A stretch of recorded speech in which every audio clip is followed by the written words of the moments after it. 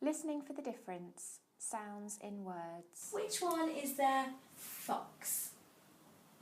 Good girl. You heard the sound in fox. Before we can expect a child to say a sound correctly, we need them to be able to hear the difference. These activities will help your child tune into sounds in words and hear the difference between what they are currently saying, for example, door, and what they are aiming for example, saw. Use the pairs of pictures your therapist has given you. Choose ones your child is likely to know or learn easily. So listen and then choose where they go.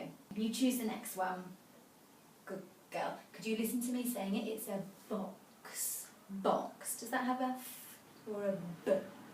Box. Good girl. It's a b. Box. Let's put it in. Well done. Okay, next one. At this point, we are not asking the child to say or copy the words. We just want them to be able to hear the difference. Box. Good girl, you heard the b in box. Well done.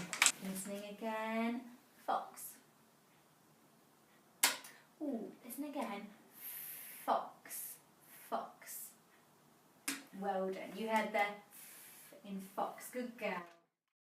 If your child doesn't get it right, don't worry. Repeat the word and ask them to listen to it again. Show them if you need to. Make sure you don't say the words in a predictable pattern, as they might stop listening to the words. Give your child plenty of time to respond. Have a look at those pictures. Which one has the phone? Can you see the phone?